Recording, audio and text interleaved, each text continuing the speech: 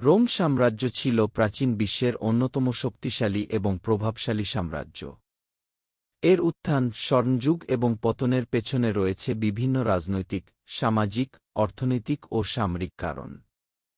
নিচে স্বর্ণযুগ এবং পতনের কারণগুলো বিস্তারিতভাবে ব্যাখ্যা করা হল। রোম সাম্রাজ্যের স্বর্ণযুগ। রোম সাম্রাজ্যের স্বর্ণযুগ সাধারণত সম্রাট অগাস্টাস ২৭ খ্রিস্টপূর্ব ১৪ খ্রিস্টাব্দ থেকে শুরু করে কি প্যাক্স রোমানা কি ফ্যাক্স ওয়ামেনা বা রোমান শান্তি নামে পরিচিত সময়কাল পর্যন্ত বিস্তৃত। এটি ছিল প্রায় ২০০ বছরের একটি স্থিতিশীল ও সমৃদ্ধ সময়কাল। স্বর্ণযুগের বৈশিষ্ট্য: ১. প্যাক্স রোমানা, রোমান শান্তি। এই সময়ে সাম্রাজ্যের ভেতরে দীর্ঘমেয়াদী শান্তি ও স্থিতিশীলতা ছিল। যুদ্ধের সংখ্যা কমে গিয়েছিল এবং সাম্রাজ্যের অভ্যন্তরে যোগাযোগ ব্যবস্থা ও বাণিজ্য বাড়তে থাকে। ২. অর্থনৈতিক সমৃদ্ধি। ভূমধ্যসাগরীয় অঞ্চলে রোমান সাম্রাজ্য বাণিজ্যের কেন্দ্রবিন্দু হয়ে ওঠে। কৃষি, খনিজ সম্পদ এবং শিল্প উৎপাদনে উন্নতি হয়েছিল। কর আদায়ের মাধ্যমে সাম্রাজ্যের কোষাগার সমৃদ্ধ হয়। ৩. সামরিক শক্তি। একটি শক্তিশালী এবং সংগঠিত সেনাবাহিনী ছিল রোমের ভিত্তি। সাম্রাজ্য তার সীমান্ত রক্ষা এবং নতুন অঞ্চল জয় করার মাধ্যমে বৃহৎ হয়ে ওঠে। ৪. রাজনৈতিক সংগঠন।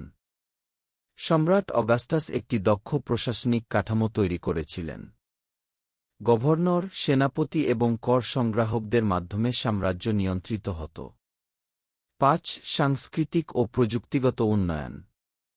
স্থাপত্য, কলিজিয়াম, অ্যাকুয়েডাক্ট, আইন, রোমান আইন ব্যবস্থা, সাহিত্য এবং দর্শনে গুরুত্বপূর্ণ অবদান ছিল।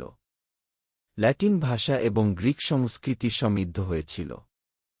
রোম সাম্রাজ্যের পতনের কারণ: ৫ম শতাব্দীর দিকে রোম সাম্রাজ্য ধীরে ধীরে দুর্বল হয়ে পড়ে এবং অবশেষে ৪৭৬ খ্রিস্টাব্দে পশ্চিম রোম সাম্রাজ্যের পতন ঘটে। পতনের পেছনে বহুমুখী কারণ রয়েছে যা নিচে বিস্তারিত আলোচনা করা হল। ১. রাজনৈতিক দুর্বলতা। সম্রাটদের মধ্যে ক্ষমতার লড়াই এবং দুর্নীতি ছিল ব্যাপক। একাধারে অযোগ্য ও দুর্নীতিপরায়ণ সম্রাটের অধীনে সাম্রাজ্যের প্রশাসন ভেঙে পড়ে। বড় সাম্রাজ্য পরিচালনার জন্য একটি কার্যকরী প্রশাসনিক কাঠামোর অভাব ছিল। ২. অর্থনৈতিক সংকট। ক্রমাগত যুদ্ধ এবং বিলাসবহুল জীবনযাপনের জন্য প্রচুর সম্পদ ব্যয়িত হয়। করের ভারে সাধারণ জনগণ অতিষ্ঠ হয়ে ওঠে, যার ফলে কৃষি এবং শিল্পে উৎপাদনশীলতা কমে যায়। মুদ্রাস্ফীতি এবং অর্থনৈতিক মন্দা সাম্রাজ্যের অর্থনীতিকে দুর্বল করে।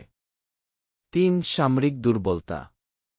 সেনাবাহিনীর মধ্যে শৃঙ্খলা ও দক্ষতা কমে গিয়েছিল। সেনাবাহিনীতে বিদেশি ভাড়াটে সৈন্যদের উপর নির্ভরশীলতা বাড়ে, যারা প্রায়শই সাম্রাজ্যের প্রতি কম অনুগত ছিল। সীমান্ত এলাকায় বারবার জার্মানিক উপজাতি এবং হুনদের আক্রমণে সাম্রাজ্য দুর্বল হয়ে পড়ে। ৪. সামাজিক অবক্ষয়। রোমের সমাজে ধনীদরিদ্রের মধ্যে বিশাল ব্যবধান তৈরি হয়। দরিদ্ররা ক্রমাগত বিদ্রোহ করত, আর ধনী শ্রেণী বিলাসী জীবনযাপন করত। নাগরিকদের মধ্যে দেশপ্রেম এবং সাম্রাজ্যের প্রতি দায়িত্ববোধ হ্রাস পেয়েছিল। ৫. ধর্মীয় ও সাংস্কৃতিক পরিবর্তন। খ্রিস্টধর্মের উত্থান এবং রোমান পৌত্তলিক ধর্মের প্রভাব হ্রাস সাম্রাজ্যের ঐক্য ক্ষুণ্ণ করেছিল। খ্রিস্টধর্মের সঙ্গে সাম্রাজ্যের প্রচলিত নীতিমালা ও সংস্কৃতির বিরোধ তৈরি হয়। ৬. প্রশাসনিক বিভক্তি। সম্রাট ডায়োক্লেটিয়ানের সময়ে সাম্রাজ্যকে পূর্ব ও পশ্চিম ভাগে বিভক্ত করা হয়। পূর্বাঞ্চল, বাইজেন্টাইন সাম্রাজ্য, শক্তিশালী থাকলেও পশ্চিমাঞ্চল দুর্বল হয়ে পড়ে এবং সহজেই আক্রমণের শিকার হয়। ৭. আক্রমণকারী শক্তি। গথ, ভ্যান্ডাল, হুন এবং অন্যান্য জার্মানিক উপজাতির ধারাবাহিক আক্রমণ পশ্চিম রোম সাম্রাজ্যের পতনের অন্যতম কারণ। ৪১০ খ্রিস্টাব্দে গথরা রোম নগরী লুট করে এবং ৪৭৬ খ্রিস্টাব্দে জার্মানিক নেতা ওডোয়াসারের হাতে রোমান সম্রাট রোমুলাস অগাস্টুলাস ক্ষমতা হারায়। উপসংহার: রোম সাম্রাজ্যের স্বর্ণযুগ তার সামরিক শক্তি, অর্থনৈতিক সমৃদ্ধি এবং সাংস্কৃতিক উৎকর্ষের জন্য স্মরণীয়। তবে সাম্রাজ্যের পতনের কারণগুলো ছিল বহুমুখী এবং জটিল। সাম্রাজ্যের আভ্যন্তরীণ দুর্বলতা এবং বাহ্যিক আক্রমণ একত্রিত হয়ে রোম সাম্রাজ্যকে ধ্বংস করে। তবে রোমের উত্তরাধিকার এখনও টিকে আছে, বিশেষ করে আইন, স্থাপত্য এবং ভাষার ক্ষেত্রে।